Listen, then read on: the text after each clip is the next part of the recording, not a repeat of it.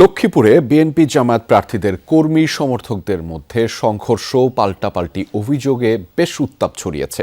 চাঞ্চল্য তৈরি হয়েছে ব্যালটের সিল উদ্ধারের ঘটনাও। এই ঘটনায় এরই মধ্যে গ্রেফতার হয়েছে একজন।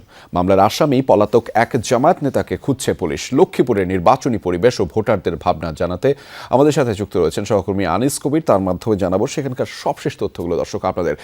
আনিস, আপনার মাধ্যমে দর্শকদেরকে জানাতে চাই নির্বাচনী পরিবেশ নিয়ে ভোটাররা মূলত কি বলছেন সে কথা খুব গুরুত্ব সহকারে জানাতে চাই, এবং বেশ কিছু অনাকাঙ্ক্ষিত ঘটনা তো এই এলাকায় ঘটেছে লক্ষ্মীপুরে। সেই ঘটনার পরিপ্রেক্ষিতে এখন কি ধরনের অবস্থা সেখানে বিরাজমান সেটিও আপনি জানাবেন।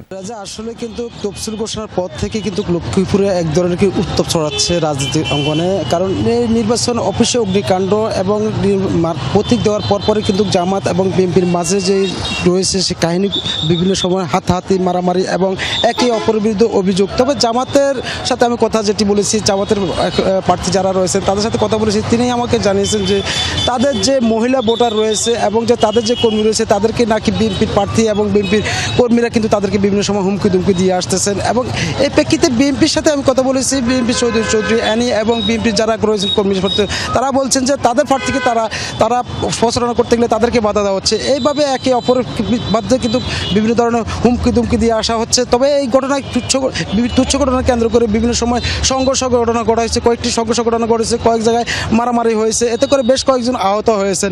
আর এদিকে যে সিলকাণ্ড যে ঘটনা ঘটেছে গত 2 দিন আগে, সেটিকে নিয়ে কি এক ধরনের লক্ষ্মীপুরের রাজনীতি অঙ্গনে উত্তাপ ছড়াচ্ছে, যার কারণ হচ্ছে যে সিলকাণ্ড নিয়ে এখন পর্যন্ত যে একজনকে আটক করা হয়েছে।